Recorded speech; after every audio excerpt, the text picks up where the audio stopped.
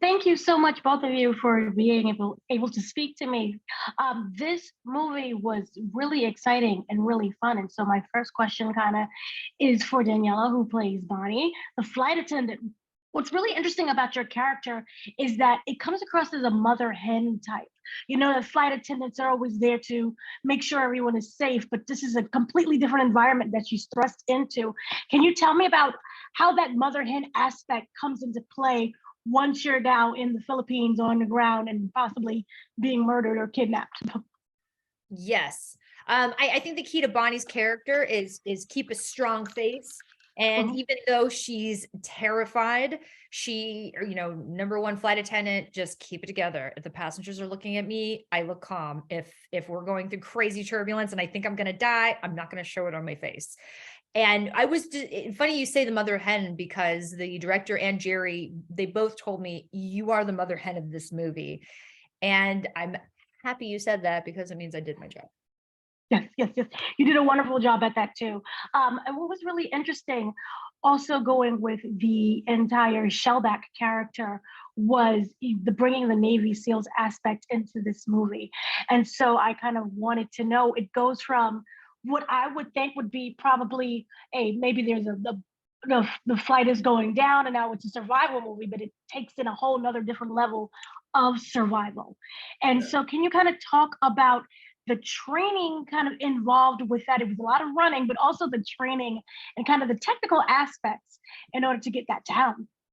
Yeah, I spent 13 years in the military as a Navy SEAL. So as far as having to train and prepare for the role, I didn't have to do too much. Just I always stay fit and ready. So all it was just taking what I've done over, I would say, the last 20 years of my life and putting it into the character, and then also taking what I learned and passing it on to James, who wasn't as tactically experienced as I was, and passing it on also to Matt. He was a Ranger, but he didn't operate at the level that we operated at, me and Pete being former SEALs. So it's just taking that and transferring it over to them. So as far as like the preparation, there wasn't too much preparation as far as, outside of, memorizing my lines and making sure I deliver the proper performance. But for the most part, everything was already there. I've had it embedded in me for a number of years. So all I have to do is just do what I do. First of all, thank you for your service. And also with that in mind, kind of going with Shellback, the character, he seems to kind of he reacts without really thinking about it. So was that kind of something that was just memory based of going back with your training and being with the SEALs? Or was this another aspect of the character that you had to dive deep into? No, that goes back, when I had my first meeting with JF, Jean-François, the director.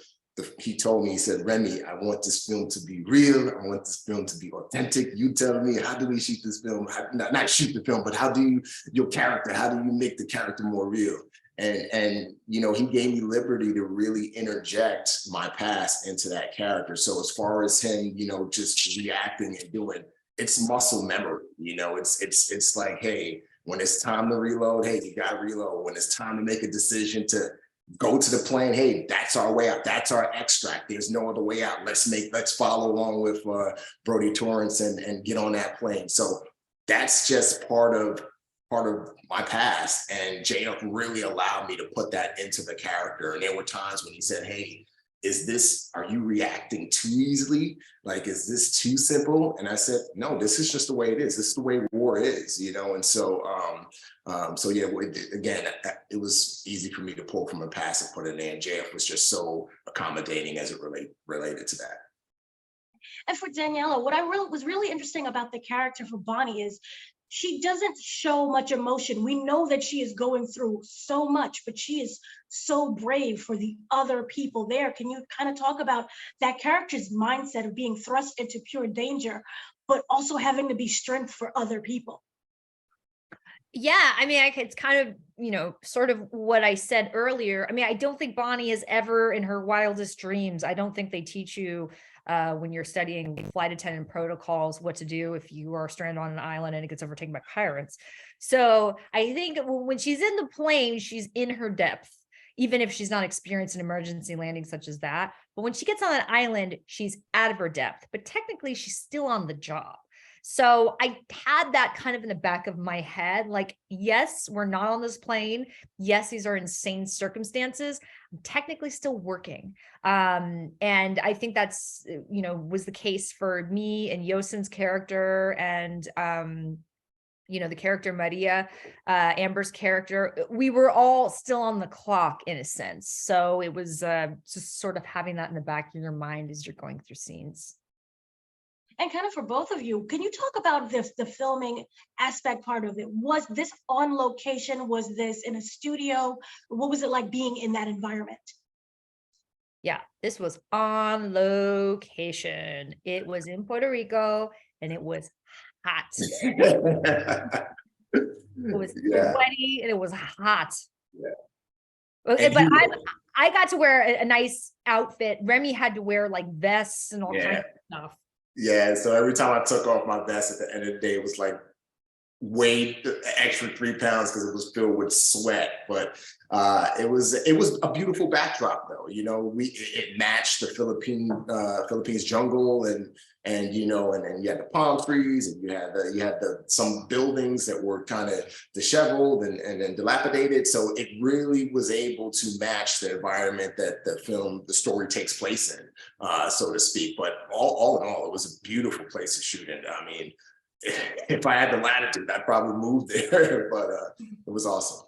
It was awesome. As actors, can you talk about kind of being in that environment? How does it change the scenario, especially when it comes to having to live in that moment? Is it much easier to respond to, say, as opposed to a studio or just actually being there? Look, there's trees, and you actually see the trees. Well, funny enough, yes, the answer to your question is yes. But even, everyone was like, we can't wait to get inside the studio to get on the gimbal on the plane because it'll be air conditioned. Like everyone was like waiting for that. And then when we finally get on the plane, it's like, don't get nauseous. Now the issue is nausea because the plane on the gimbal was going crazy. And I mentioned this before, but there's a scene where Jerry is supposed to hit his head, but the way that the plane jolted, he really hit his head. And that's the shot that they use in the movie. So there was always an element of danger and realness, even when we were in an air conditioned studio, but it made for ultimately a better experience and easier for actors to do their job. And kind of for Remi, you kind of take on the heavyweight aspect of this. We see you in there with the fighting and the guns. So can you talk about the training? We know that you come already from a background, but was there something that you learned by being on a set compared to that real life that you've experienced? This is something I learned.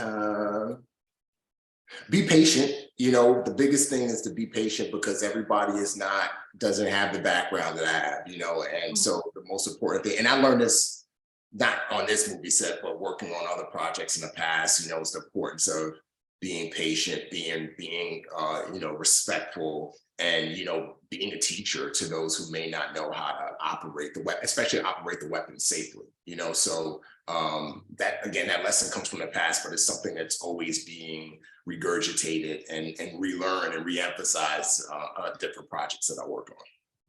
I was also really interested in the fact that you transitioned into being like a film consultant. Yeah. How was that? Like, what was the decision behind that? I was in grad school at the time. I had applied to the agency. I was getting ready to go into the agency. I was getting my master's in business, and my phone rang. And on the other end of the line was a woman who worked with Michael Bay.